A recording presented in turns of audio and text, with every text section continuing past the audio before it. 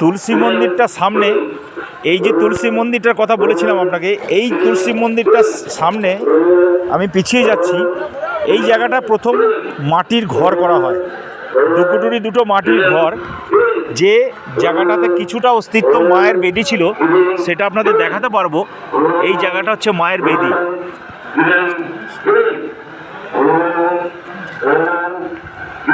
এই জায়গাটা ছিল মায়ের আসল বেদি। কিছুটা এখানটা দেখতে পাবেন, এই জায়গাটা ছিল মায়ের আসল বেদি। আর এইখানে ডান দিকে একটা আম গাছ ছিল, গুরুদেব এইখানটাতেই বসতেন। বসার পরেতে এই তুলসী মঞ্চের সামনে এইখানে হোম হতো আগে।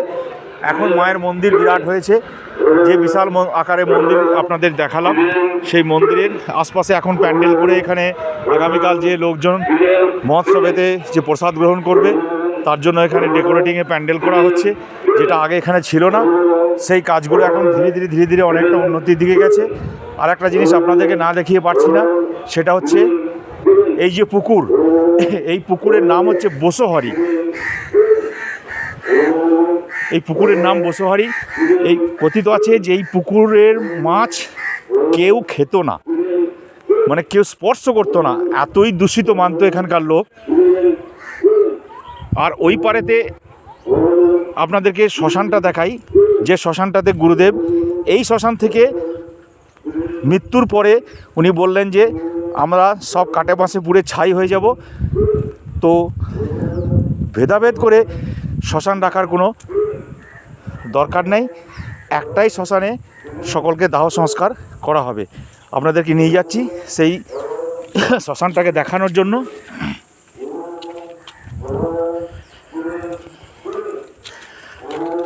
এই পুকুরটাও সংস্কার করা হয়েছে, পুকুরে 12 মাস জল থাকে এবং মাছও হয়। আর পুকুরের চারপাশে খুব সুন্দর করে গাছপালা লাগিয়ে রেখে দেওয়া হয়েছে।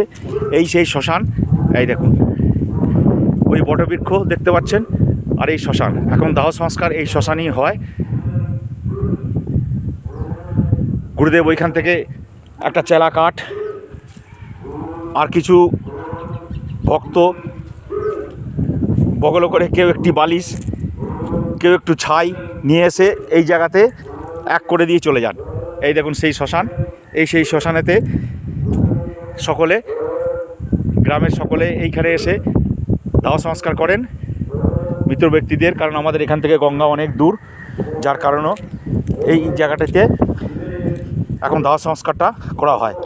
আমি আপনাদেরকে পুকুরের চারপাশে নিয়ে যাচ্ছি। এতই দূষিত পুকুর ছিল যে কেউ এখানকার মাছ যদি বুঝতে পেরেছে যে বসোহারি পুকুরের মাছ, তাহলে তো আর কেউ স্পর্শ করতো না, কারণ সকলেই ভাবতো যে ভূত আছে।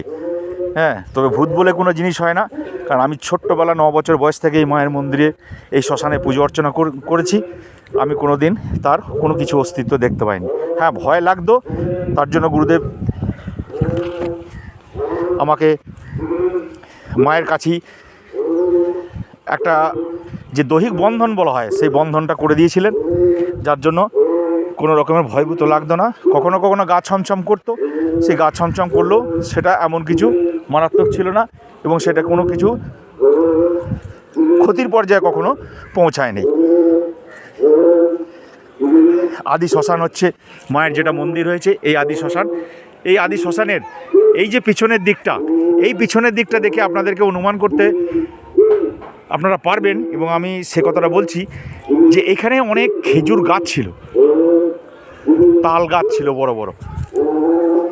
এই দেখুন, আপনাদেরকে একটা উদাহরণ হিসেবে দেখাই। এই যে দেখুন নারকেল গাছটা পুকুরের দিকে ঢলে পড়েছে, ঠিক এই রকম কিছু গাছ এই যে মন্দিরটার পিছনের দিকের অংশ দেখছেন, সেইটা দক্ষিণ ধারে ঢলে পড়েছিল। দক্ষিণ ধারে ঢলে পড়াতে পরবর্তী পর্যায়ে এসে বলছে আপনার